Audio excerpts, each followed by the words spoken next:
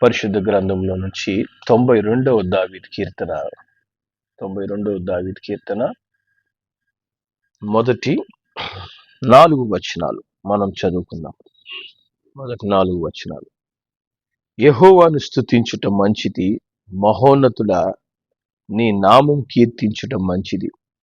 ఉదయమున నీ కృపను, ప్రతి రాత్రి నీ విశ్వాస్యతను 10 తంతుల స్వరమండలంతో గంభీర ధ్వని గల సితారాతోను ప్రచురించుట మంచిది.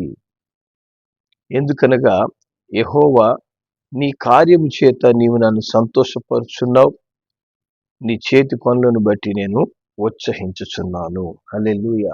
దేవుని నామానికి మహిమ కలుగును గాక. ఇక్కడ కీర్తనకారుడు ఒక చక్కని మాటలు మన కొరకు రాసి పెడుతున్నాడు. ఆయన అంటున్నాడు, మన జీవితంలో మంచి పని ఏంటి? మన జీవితంలో ప్రతి ఉదయమున, దినమంతా, ప్రతి రాత్రి మనము ఏమి చేస్తే మనకు మంచిది? హల్లెలూయా. ఆయన అంటున్నాడు, ఉదయమున దేవుని కృపను, ప్రతి రాత్రి నీ విశ్వాస్యతను 10 తంతుల స్వరమండలంతో సితారాతో ప్రచురించటం మంచిదట. దేవుని నామానికి మహిమ కలుగునుగా. మరి ప్రతి దినము మనము ఉదయకాలంలో నిద్రలేయగానే ఆయన కృపను ధ్యానించాలి. ఆయన కృపను మనము జ్ఞాపకం చేసుకోవాలి. ప్రతి దినము అనేకులు ఉదయం నిద్రలేయంగానే వాళ్ళ మనసులో ఏముంటుందంటే, ఈ దినం ఎదురుకుపోయే సమస్యలన్నీ జ్ఞాపకం చేసుకొని, అయ్యో ఈ పరిస్థితి, అయ్యో ఈ నా సమస్య, అయ్యో నా ఈ వ్యాధి, అయ్యో నా జీవితం, ఈ విధంగా ఆలోచించి దినాన్ని ప్రారంభించి దినమంతా వేదనగానే వారి జీవితాలు కొనసాగిస్తుంటారు. దేవుని బిడ్డలైన మనము అటువంటి వారిగా ఉండకూడదు. అట్టి భయముతో, వేదనతో దినాన్ని ప్రారంభించే వారిగా ఉండకూడదు. మనకు ఒక నిరీక్షణ ఉంది. మన నిరీక్షణకు ఒక ఆధారం ఉంది. హల్లెలూయా. కాబట్టి ఉదయాన్నే మనం ఏం చేయాలంట? దేవుని కృపను 10 తంతుల స్వరమండలంతో గంభీర ధ్వనితో ఆరాధించాలంట. హల్లెలూయా. నువ్వు విశ్వాసముతో గంభీర ధ్వనితో ఎప్పుడైతే ప్రభువుని ఆరాధించడం నేర్చుకుంటావో, ఉదయకాలమునే దేవుని కృపను బట్టి ఆయనని ఆరాధిస్తావో, అప్పుడే నీ జీవితానికి నువ్వు పొందుకోవాల్సిన ప్రతి ఆశీర్వాదాన్ని, మేలును నీ ముందు సిద్ధపరిచేస్తాడు దేవుడు. హల్లెలూయా. మరి ఉదయమున ఆయన కృపను మనము ప్రచురించడం మంచిది. ఎందుకని? దేవుని వాక్యం చెప్తుంది. 130వ కీర్తన 7వ వచనం మనం చదువుదాం. దేవుని వాక్యం చెప్తుంది, ఇశ్రాయేలు యెహోవా మీద ఆశ పెట్టుకును, యెహోవా యుద్ధ కృప దొరుకును, ఆయన యుద్ధ సంపూర్ణ విమోచన దొరుకును. హల్లెలూయా. మనం ఉదయకాలమునే దేవుని మీద ఆశ పెట్టుకోవాలి. దేవుని మీద ఆశ పెట్టుకొని, ప్రభువా ఈ దినమును నేను మీ చేతికి అప్పగిస్తున్నాను, నా పరిస్థితులన్నీ మీ చేతికి అప్పగిస్తున్నాను. ఇదిగో తండ్రి, నీ కృప నన్ను ఈ ఉదయకాలంలో ఆవరించును గాక. మరి నా పరిస్థితులన్నిటికీ పరిపూర్ణ విడుదల, సంపూర్ణ విమోచన నీ కృప ద్వారా నువ్వు నాకు అనుగ్రహించినందుకు స్తోత్రం అంటూ ప్రభువుని గంభీర ధ్వనితో ఆరాధించండి. నెమ్మదిగా కాదు, గంభీరముగా, విశ్వాసముతో, హృదయపూర్వకంగా ఆయన మనం ఎప్పుడైతే ఆరాధిస్తామో, మరి సంపూర్ణ విమోచన, ఈ రోజు నీకు అవసరమైనటువంటి దేవుని యొక్క అద్భుతమైన విడుదల కార్యాలు ఆయన నీ జీవితంలో ప్రారంభించేస్తాడు. హల్లెలూయా. మనం అనుకోవచ్చు, నా కష్టంలో, నా బాధలో నాకు కనీసం నోట్లో యేసయ్యా అనే మాటే నాకు రావడం లేదు. ఇక నా నోట్లో పాట వస్తుందా? మాటే రానప్పుడు పాట ఎక్కడొస్తుంది? హల్లెలూయా. మనము ఎంత మూర్ఖులం అంటే, ఎంత దుర్మార్గులం అంటే, దేవుని మన జీవితంలో చేసిన మేలు ఒకటి మనం జ్ఞాపకం చేసుకోం. గతంలో ఆయన చేసినటువంటి కార్యాలన్నీ మనం విడిచిపెట్టేసి ఈరోజు మనము ఎదుర్కొంటున్నటువంటి సమస్య గురించి విపరీతంగా ఆలోచిస్తాం. అందుకే కీర్తనకారుడు ఏమంటున్నాడు, ఉదయమున ఆయన కృపను ప్రచురం చేయండి. అంటే ఏంటి? నీ జీవితంలో ఆయన కృప ద్వారా ఇప్పటి వరకు అనుభవించిన మేలు లెక్క పెట్టలేనన్ని, నువ్వు లెక్క పెట్టలేనన్ని మేలు నువ్వు పొందుకొని ఉన్నావు. అవి మన జ్ఞానంతోనో మన శక్తి సామర్థ్యాలతోనో మనం అనుభవిస్తున్నది కాదు. ఉచిత కృప, ఉచితమైన ఆ కృప మనం పొందుకున్నాం కాబట్టి ఆ ఉచిత కృపకు విలువ లేకుండా మనము జీవిస్తున్నాం. అదే మన జీవితంలో ప్రతి మేలుకు ఇంత ఫీజు, ఇంత నువ్వు కట్టాలి, ఇంత నువ్వు ఇస్తేనే నేను నీకు చేస్తా అని దేవుడు కనుక అనుంటే ఆ కృపను మనం అత్యంత విలువైనదిగా మనం అనుకుంటాం. కానీ ఆయన కృప ద్వారా మనము ఎన్నోసార్లు మరణం తప్పించబడి ఉంటాం. ఎన్నోసార్లు మన కుటుంబ సభ్యులు సమస్యల వలయంలో ఇరుక్కున్నప్పుడు దేవుడు బయటికి తీసుకొని వచ్చి ఉంటాడు. హల్లెలూయా. ఎన్నో పరిస్థితుల్లో నా జీవితం ముగిసిపోయింది అనుకున్న పరిస్థితుల్లో తిరిగి ఒక నూతన ఆరంభాన్ని నీ జీవితంలో ఇచ్చి ఉంటాడు. నువ్వు నింద అవమానం పొందుకొని వేదనలో కృంగిపోయినప్పుడు నీ భుజము తట్టి నిన్ను బలపరిచి ఉంటాడు యేసయ్య. ఆ దినాలు జ్ఞాపకం ఉన్నాయా? ఆ సమయాలు అసలు నీకు తెలుసా? అన్నీ మనం మర్చిపోయాం కదా, అవేం మనకు గుర్తుండవు. ఇప్పుడు నేను ఎదుర్కొంటున్నటువంటి సమస్య అంటే నాకు భయము అనేది మట్టుకే మనం గుర్తుంటుంది. దేవుని కృపను మనము ప్రచురించాలంట. హల్లెలూయా. ఇప్పటి వరకు ఈ అద్భుతమైన కృప ఎన్ని మేలు నా జీవితంలో చేసింది. నేను పొందుకున్న అత్యధికమైన మేలు ఏంటంటే నా ఆత్మ రక్షణ. నా ఆత్మ ఈ దినం రక్షించబడింది. పాపములో శాపములో నేను లేను. నశించిపోయే స్థలములో నేను నిలబడలేను. ఈ దినమున నా ఆత్మ రక్షించబడి నా హృదయములో ఉన్నటువంటి పాప భారము తొలగించబడి ప్రాచీనమైనటువంటి అవమానకరమైన జీవితము నుంచి నాకు కొత్త జీవితాన్ని దేవుడు తన కృప ద్వారా ఇచ్చాడు. దాంతో పాటు లెక్కలేనన్ని కార్యాలు, లెక్కలేనన్ని ఆశీర్వాదం, ప్రతి క్షణం మనల్ని కంటికి రెప్పలాగా ఆయన మనల్ని ప్రతినిత్యం భద్రపరిచి ఇప్పటి వరకు కాపాడి తీసుకొస్తున్నాడే. ఆయన కృపను నువ్వు ఏ రోజన్నా ఉదయకాలం లేచి ప్రచురపరిచావా? ఈ మేలన్నీ జ్ఞాపకం చేసుకొని నేనెల్లప్పుడూ యెహోవాను సన్నుతించెదను, నిత్యము ఆయన కీర్తి నా నోట నుండును. ఎప్పుడైనా మనం ఆరాధించామా? ఎప్పుడైనా ఆయన స్తుతించామా? ప్రతిరోజు ఒక కొత్త సమస్యను ఎత్తి మీద పెట్టుకొని దాని గురించి కన్నీరు గార్చడం తప్పనిచ్చి మరి దేవుడు ఎన్ని కార్యాలు నా జీవితంలో నా కుటుంబంలో చేసిన నా యేసయ్య, నేనెంత స్తుతించాలయ్యా, నేనెంత ఆరాధించాలయ్యా. దావీదు భక్తుడు అంటున్నాడు, 10 తంతులుండే సితారాతో నేను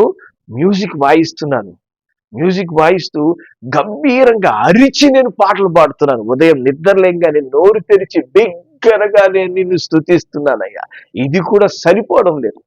నువ్వు నీ కృపను ధ్యానించడానికి, నీ కృపను బట్టి నిన్ను ఆరాధించడానికి ఇది నాకు చాలడం లేదంటూ దావీదు దేవుని బిగ్గరగా స్తుతిస్తున్నాడంట. హల్లెలూయా. ఉదయం లేగానే దిగులుతో, లేకపోతే కనీసం మంచం నుంచి మనం లేయడానికే మనకు భారం. మంచానికి అతుక్కోబోయి ఉంటాం. లేస్తామా వద్దా? ఆరాధనలో పాల్గొందామా వద్దా?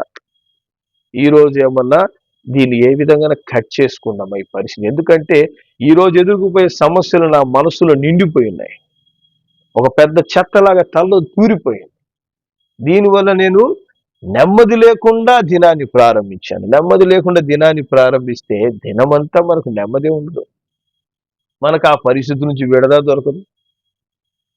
అందుకే దావీదు అంటున్నాడు, ఉదయాన్న లేగానే నేను గంభీర ధ్వనితో దేవుణ్ణి ఆరాధించేసి నా కొరకు నా ఆశీర్వాదకరమైన మార్గాన్ని, ప్లాట్ఫామ్ని నేను సిద్ధపరిచేసుకుంటాను. నా దేవుడు నా ముందు నడిచి అన్నీ సరి చేసేస్తాడు. హల్లెలూయా.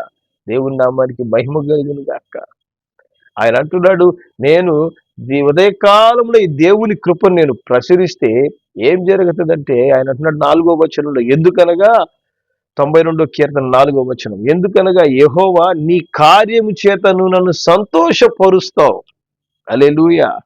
నేను ఉదయాన్నే విశ్వాసముతో నీ కృపను బట్టి నిన్ను ఆరాధిస్తూ ఉండగా, నేను నీ కృపను ఆరాధించుట మంచిది, ధ్యానించుట మంచిది అని నేను నిన్ను స్తుతిస్తూ ఉండగా, నువ్వు నాకేం చేస్తావు? నూతన కార్యాలు నా జీవితంలో చేస్తూ నన్ను నువ్వు సంతోషపరుస్తావు. హల్లెలూయా. అందుకే చూడండి, ఆరాధికుడు, నిజముగా ఆరాధించే వ్యక్తి ముఖములో ఆనందం వెలిగిపోతుంది, సంతోషం పొంగిపోతుంది. ఎందుకని?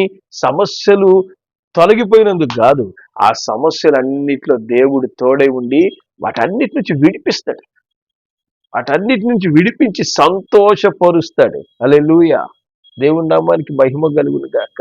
అందుకే ఇక్కడ దావీదు భక్తుడు చెప్తున్నాడు, ఇదిగో నువ్వు నీ కార్యము చేత నువ్వు నన్ను సంతోషపరచబోతున్నావయ్యా, అందుకే ముందుగానే నేను నిన్ను ఆరాధిస్తున్నాను, ముందుగానే నేను నిన్ను స్తుతిస్తున్నాను, నిన్ను ఘనపరుస్తున్నాను నా యేసు అంటూ యేసయ్యను ఆరాధిస్తున్నాడంట. హల్లెలూయా. ఆ విధంగా మన దినాన్ని మనం ప్రారంభిస్తున్నామా? అట్టి సంతోషమైన ముఖముతో యేసు ముందు నిలబడి, ప్రభువా ఈ దినాన్ని నువ్వు నాకు ఇచ్చున్నావు, ఎన్ని పరిస్థితులు నా ముందున్నా కూడా నాకు అక్కర్లేదు, నీ కృప నాకు కావాలయ్యా, నీ కృపను నాకు దయచేయి. హల్లెలూయా. ఆ కృప చేత ఇదిగో నన్ను నువ్వు అద్భుతంగా నువ్వు నడిపిస్తావని నాకు విశ్వాసం ఉంది అంటూ నువ్వు పొందుకున్న కృపలన్నిటిని బట్టి ధ్యానం చేసుకుని ఆరాధించు. ఆయన ఆయన నీకు అనుగ్రహించినటువంటి కృపలన్నిటిని బట్టి ప్రభువును మొట్టమొదటి స్తుతించు. 10 తంతుల స్థితాల చేత పట్టుకో. మన దగ్గర కనీసం చేతిలో కంజరి ఉండదు ఇంట్లో పాట పాడడానికి. కొంతమందికి ఈ పాట ఏదైనా పాడితే, ఈ పాట నాకు రాదు, ఈ పాట నాకు తెలియదు. ఎందుకంటే నోట్లో ఎప్పుడు పాటలు పాడంగా, ఎప్పుడు దేవుని ఆరాధించి మనం ఉండం. ఏదో ఆదివారం వచ్చినప్పుడే నోరు తెరిచి కష్టం మీద ఒక పాట పాడడానికి ప్రయత్నం చేస్తాం. ఎందుకంటే పాటలు పాడనంత పరిశుద్ధులం మనం, దేవుణ్ణి స్తుతించలేనంత పరిశుద్ధులం. అంత జాగ్రత్తగా మన నోటిని కాపాడుకుంటాం దేవుణ్ణి ఆరాధించకుండా. ఎంత అజ్ఞానులు. దేవుడు అంటాడు, సజీవులు నన్ను ఆరాధిస్తారు. నువ్వు నిజంగా క్రీస్తునందు తిరిగి జన్మించి ఉంటే 24 గంటలు గంభీర ధ్వనితో నువ్వు దేవుని ఆరాధిస్తావు. హల్లెలూయా. యోబు తన జీవితంలో సమస్తము కోల్పోయినప్పుడు యెహోవా ఇచ్చాడు, యెహోవా తీసుకున్నాడు, ఆయనకే స్తుతి, ఆయనకే ఆరాధన. హల్లెలూయా. అన్ని పోయినా నా నోట్లో స్తుతి మట్టుకు పోదు, ఆరాధన పోదు. నేను ఆయన ఆరాధిస్తూ ఉంటాను. ఎందుకంటే అన్ని కృపలు నాకు అనుగ్రహించిన దేవుడు ఈ పరిస్థితిలో కూడా నాకు కృపనిచ్చి నన్ను, నా కుటుంబము, సమస్తము కోల్పోయిన మమ్మల్ని తిరిగి లేవనెత్తుతాడు. నేను కోల్పోయినవన్నీ దేవుడు నాకు ఇస్తాడు. నా జీవితంలో దేవుడు చేయలేని మేలు అనేది లేదు అని ఆయనకే స్తుతి కలుగును గాక అంటూ ఆ భయంకరమైనటువంటి మరణకరమైన పరిస్థితి, తన శరీరంలో వ్యాధి, తన బిడ్డలు మరణించున్నారు, ఆస్తి కోల్పోయినాడు, అన్ని కోల్పోయినా కూడా విశ్వాసాన్ని కోల్పోలేదు. దేవుణ్ణి స్తుతించుతున్నాడు. దేవా, నువ్వు నా జీవితంలో ఎన్నో కృపలు చూపించావు నాయన ఇప్పటి వరకు, వాటన్నిటిని బట్టి నేను నిన్ను స్తుతిస్తూ ఉన్నాను ఈ పరిస్థితిలో అంటూ చేతులెత్తి విశ్వాసంతో స్తుతించాడు. కాబట్టి యోబు సమస్తాన్ని రెట్టింపుగా పొందుకున్నాడు. మన జీవితంలో మనం నోట్లో స్తుతి కలగదు. దేవుడు చేసిన మేళ్లను మనం ఎప్పుడు మర్చిపోతూనే ఉంటాం. అవి ఒక్కటి మన జ్ఞాపకం ఉండవు. ఒక చిన్న సమస్య వచ్చంగానే దేవుణ్ణే వదిలేస్తాం, ప్రార్థన వదిలేస్తాం, బైబిల్ చదవము, దేవునికి సమయమే ఉండదు. ఏడవడానికే మన జీవితంలో సమయం. దేవుడి కార్యాలు ఎలా జరుగుతాయి? దేవుడు మన జీవితంలో ఎప్పుడు కార్యాలు చేస్తాడు? హల్లెలూయా. దావీదు అంటున్నాడు, నాకు ఏ పరిస్థితి ఉన్నా నేను ఉదయం లేయగానే నేను చేసే పని ఏంటి? దేవుని కృపను నేను జ్ఞాపకం చేసుకుంటాను. ఆయన కృప ద్వారా నేను పొందుకున్న మేళ్ళన్నీ జ్ఞాపకం చేసుకొని నేను ఆయనని స్తుతిస్తూ ఉంటాను. ఆ మంచి కార్యాన్ని నేను చేయగానే ఆయన నన్ను సంతోషపరిచే అనేక కార్యాలు చేస్తాడు. హల్లెలూయా. నన్ను సంతోషపరిచేయడానికి లెక్కలేని కార్యాలు ఆయన చేస్తాడు.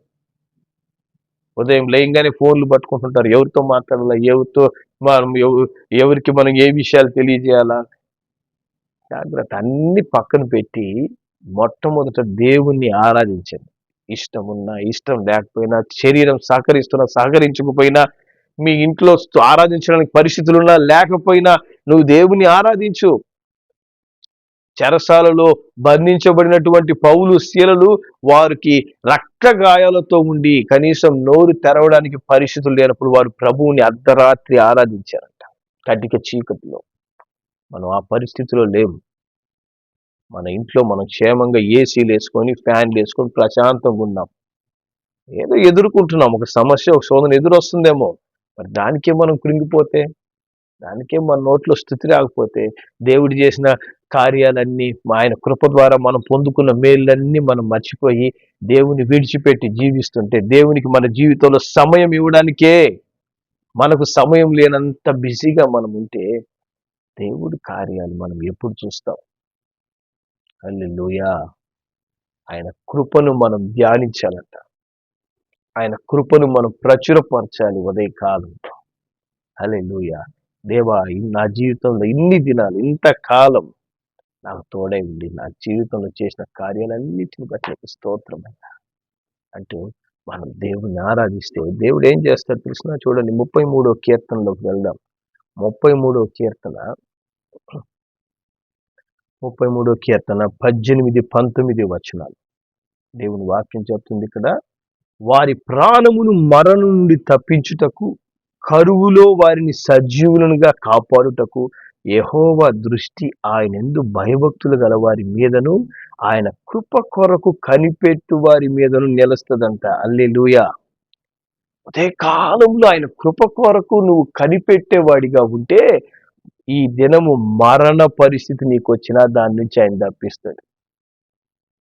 నీకు కరువు లాంటి ఇరుకు ఇబ్బందుల్లో, మరి ఆర్థిక సమస్యలు కావచ్చు, ఇంక ఏ కరువు, ఎటువంటి కరువు నీ జీవితంలో ఇప్పుడు ఉన్నా కూడా, ఆ కరువు లాంటి పరిస్థితుల్లో నిన్ను సజీవులుగా మారుస్తాడు. ఆ కరువు నుంచి నిన్ను విడుదలిస్తాడు. ఎప్పుడు? ఆయనందు భయభక్తులు కలిగి నిజమైన మనస్సుతో, నిజమైన హృదయముతో నేను ఎల్లప్పుడూ ఆయన స్తుతిస్తానయ్యా.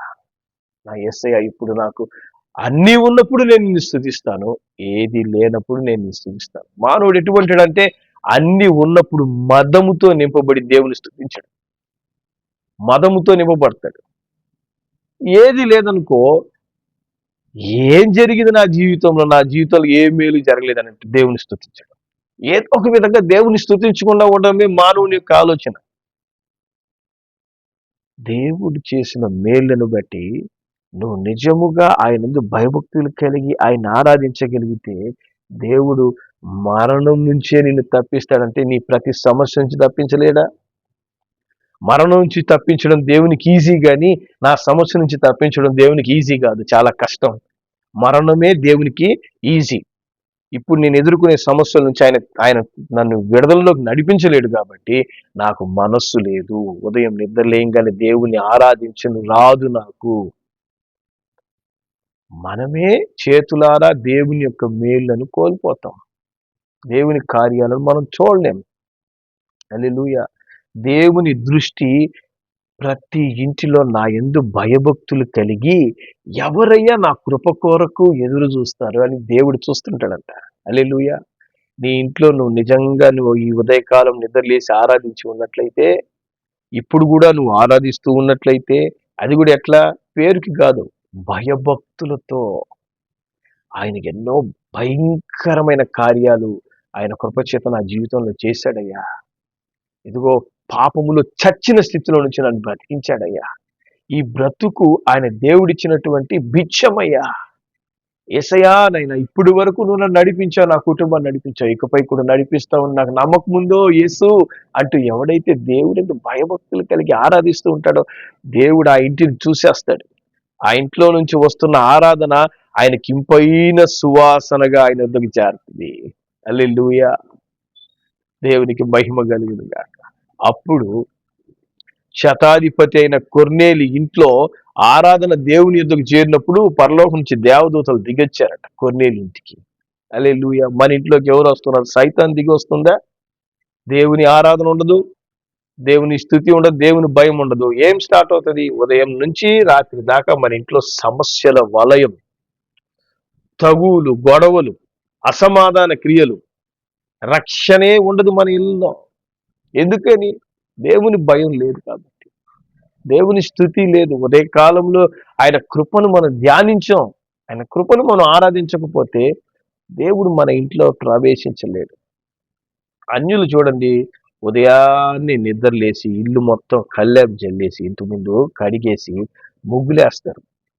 వాళ్ళు ఎందుకు వేస్తారు తెలిసిన? మనం అనుకుంటాము పిచ్చి పట్టింది వాళ్ళకి, ఉదయాన్నే లేచి ముగ్గులేస్తున్నారు. మనకంటే వాళ్ళకి భక్తి ఎక్కువ ఉంది. ఆ ముగ్గు వేసి వాళ్ళు దేవుడు మా ఇంట్లో ప్రవేశిస్తాడు అని వాళ్ళు ముగ్గేసుకుంటున్నారు. కానీ వాళ్ళకి తెలియదు, వాళ్ళు దేవుని ఆరాధించలేక మరి ఆ పనులు చేస్తున్నారని. వాళ్ళు ఉదయాన్నే నిద్రలేసి 4 గంటలకల్లా ఆ పని చేస్తే మనము 10 గంటలకు నిద్రలేస్తాం. అలిసిపోయినాం, దేవుణ్ణి ధ్యానించడానికి సమయం లేదు, మనము దేవుని స్తుతించడానికి సమయం లేదు. మరి అప్పుడు దేవుడు మన జీవితంలో ఏ కార్యాలు చేస్తారు? మనకంటే వాళ్ళకి చాలా మంది అంటారు అన్యుల జీవితంలో చాలా మేలు జరుగుతున్నాయి, మా జీవితంలో దేవుడు ఏం చేయడం లేదంటే వాళ్ళు గుడ్డి విశ్వాసంతో ఉదయకాలంలో దేవుడు కార్యం చేస్తాడు దేవుడా అని చెప్పి అడిగినందువల్ల అక్కడ కూడా దేవుడు కృప కలిగి పోన్లే, వాళ్ళు దేవుడా అని నా పేరు పెట్టి పిలవకపోయినా దేవుడు వస్తాడని ఉదయాన్నే వాళ్ళ ఇంటిని అంతా శుభ్రం పరుచుకొని రెడీ చేసుకున్నారు. వాళ్ళకు కూడా ఒక మేలు చేసేస్తాను చేస్తాడు.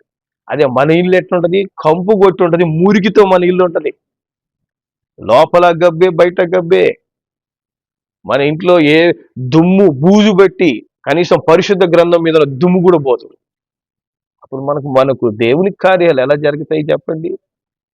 దేవుడు మన ఇంటిని చూసి ఏమనుకుంటాడు? మీకంటే అన్యులు ఇల్లు శుభ్రంగా పెట్టుకుంటున్నారు అంటాడు. వాళ్ళ ఇంట్లోనే శుభ్రత ఉంది, కనీసం వాళ్ళు దేవుడా అంటున్నారు. నన్ను ఎరగక ఒక కార్యం వారి జీవితంలో చేస్తే నన్ను తెలుసుకుంటారేమో అని ఒక మేలు వారి జీవితంలో దేవుడు చేస్తాడు.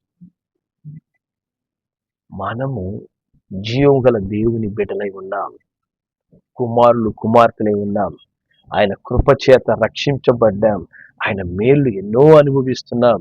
మరి దానికి ఎంతగా నువ్వు దేవుని ఆరాధిస్తున్నావు, ఎంతగా దేవుని స్తుతిస్తున్నావు? ఉదయం లేగానే నువ్వు గంభీర ధ్వనితో ప్రభువుని స్తుతించావా? హల్లెలూయా.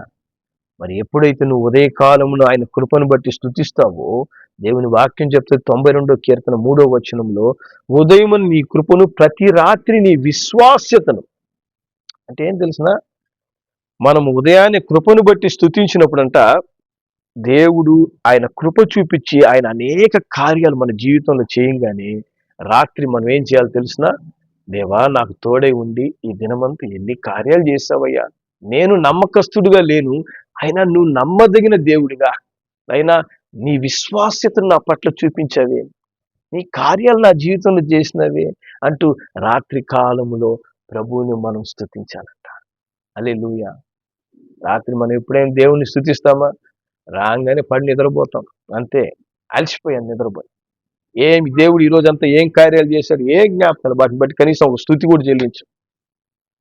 రాత్రి అంతా కావాలంటే సెల్ ఫోన్లో చూస్తూ సెల్ ఫోన్ స్తుతిస్తామేమో కానీ దేవుని స్తుతించడానికి మన నోట్లో స్తుతి రాదు. వ్యర్థమైన రాత్రి అంతా చూసి మన కంటి జబ్బులు, శరీర వ్యాధులు ఇవన్నీ కొని తెచ్చుకుంటుంటాం. రాత్రి ఈ దినమంతా దేవుడు చేసినటువంటి ఆ విశ్వాస్యతను నీ పట్ల కనబరిచి చేసిన మేలును బట్టి నువ్వు స్తుతించాలంట. హల్లెలూయా. అది నీకు మంచిది. హల్లెలూయా. ఆ విధంగా నీ జీవితాన్ని ప్రతి దినము ప్రభువుతో నడిపించుకుంటూ ఉంటే నీ జీవితంలో ప్రతి పరిస్థితిలో దేవుడి కార్యాలు చూస్తావు. దేవుని కార్యాలు ఆయన అద్భుతంగా చేసి నేను సంతోషపరుస్తాడు, నీ కుటుంబాన్ని సంతోషపరుస్తాడు. హల్లెలూయా.